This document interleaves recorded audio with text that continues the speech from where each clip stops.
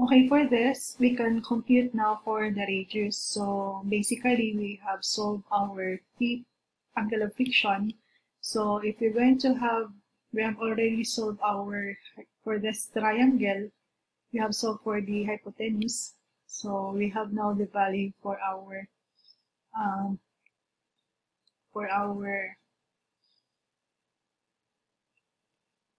angle of friction. So if we try to isolate this triangle, this one refers now to the radius. So if we try to isolate this triangle, you have now this one. So basically, we have the angle of friction. We have now our hypotenuse. We can solve for our angle of friction. So this forms 90 degrees. We have now the value for our you can solve now for the value of alpha, this angle. So alpha now would be equal to 90 minus the angle of friction. It gives us 56.31 degrees. And on this triangle, we can solve for the radius. So using a tangent of phi, so we can solve that one. So r now will be equal to 5,047.76. And you can now solve for this line, for this dimension. So using a secant phi, so substitute the given values. So we have now C, this one is equal to 9,100.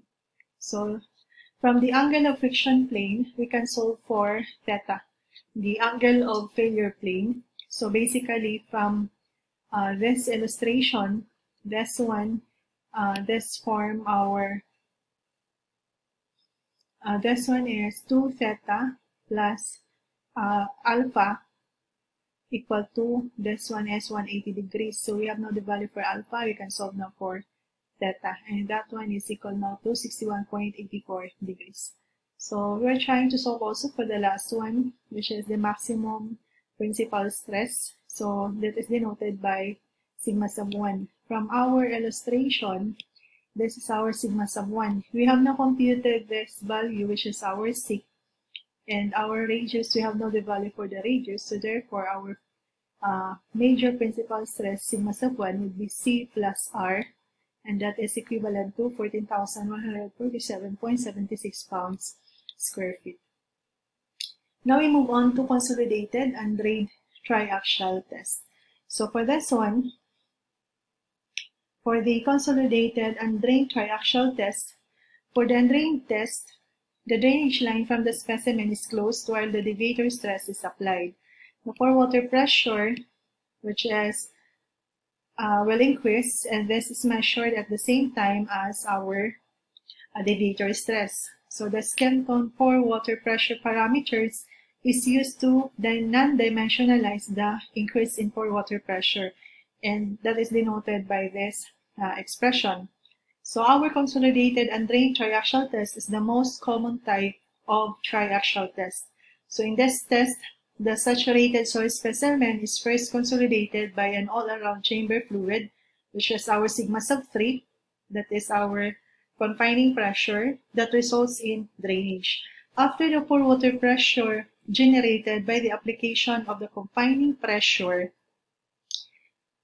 that is dissipated, the deviator stress on the specimen is increased to cause failure. So once the pore water pressure was dissipated due to the application of the confining pressure, we try to increase our axial stress or the deviator stress, which is acting in a vertical direction, which is acting on the ram of the chamber, so that it will cause failure on the specimen. It will cause shear failure on the specimen.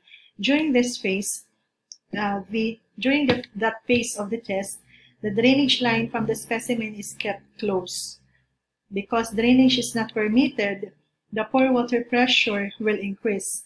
During the test, simultaneously measurement of the deviator stress and the pore water pressure are made. So the increase in the pore water pressure can be expressed by using this Skempton pore pressure parameters. This is your pore water pressure over the deviator stress.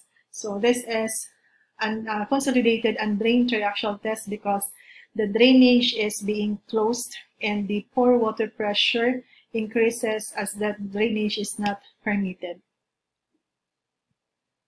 So in general, the patterns of the variation of the deviator stress and pore water pressure with axial strain for sand and clay are generated. In loose sand and normally consolidated clay, for the loose sand and normally consolidated clay,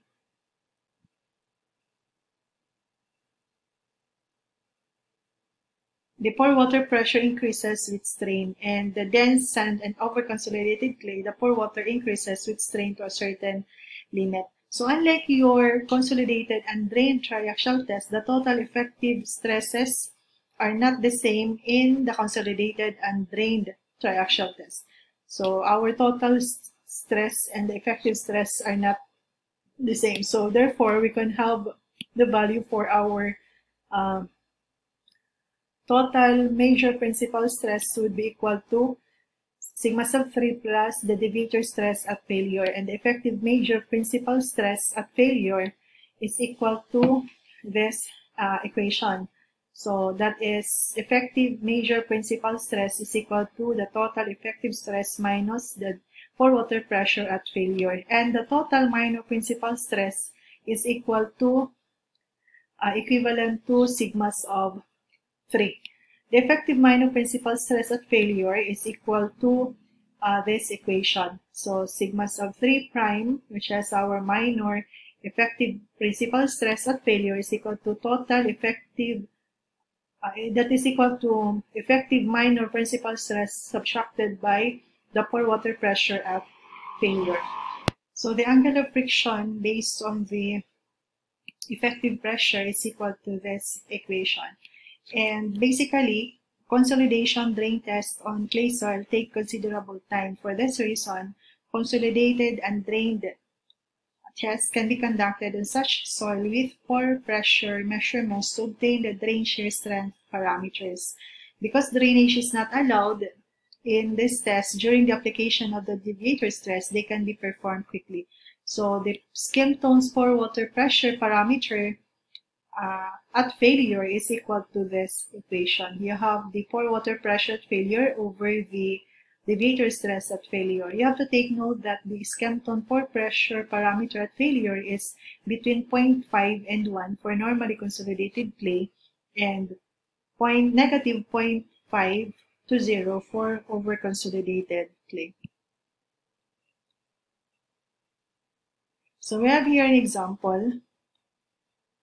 A specimen saturated sand was consolidated under an all-around pressure of 105 kN per meter squared. The axial stress was then increased and drainage was prevented. The specimen filled with the axial deviator stress reached 70 kN per meter squared. The pore water pressure at failure was 50 kN per meter squared. You're going to determine the consolidated and drained angle of shearing stress, which is phi, and the drain friction angle, which is phi prime. So for this one, our sigma sub 3 is 105 kilonewton per meter square. This is our all-around pressure. And therefore, our sigma sub 1 will be equal to 105, which has our sigma sub 3 plus our deviator stress, which is 70. So our sigma sub 1 now, our major principal stress is 175 kilonewton per meter squared. And we are given with our pore water pressure at failure. This one is our pore water pressure at failure, which is equal to 50 kilonewton per meter squared. So therefore, we can compute now for our angle of friction, the consolidated and drained angle of shearing stress denoted by phi, which is equivalent to this equation. If we try to substitute the given values, we can have 14.5 degrees.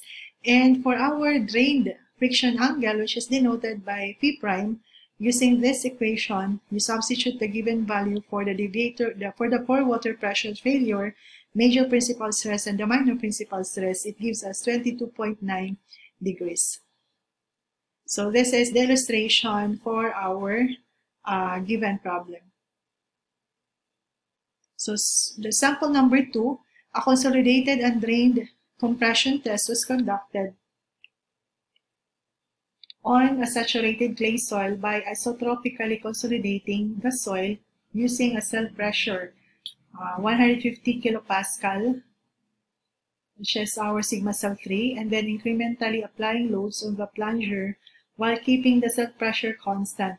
So meaning to say we apply sigma sub 3, our confining pressure or the cell pressure 150 kilopascal, and we increase the load that is applied on the plunger, which is our deviator stress or the axial stress, and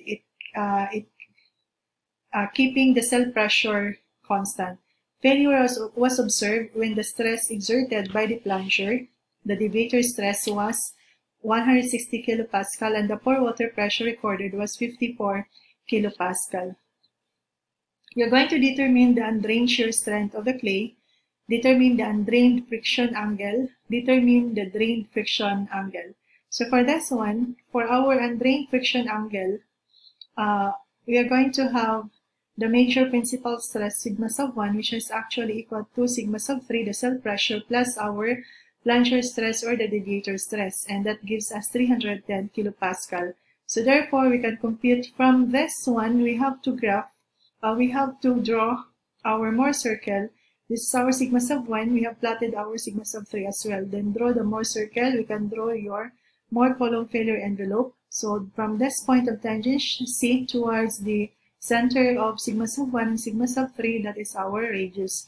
So we can compute this distance from the origin, that will be equal to 150 plus 310 over 2 gives us 230. This one is 230. So therefore, this is our phi, angle of friction. So if you try to use this figure, this triangle, we can have sine phi is equal to r all over 230. And if we try to substitute the value, we're going to have r, which is now equal to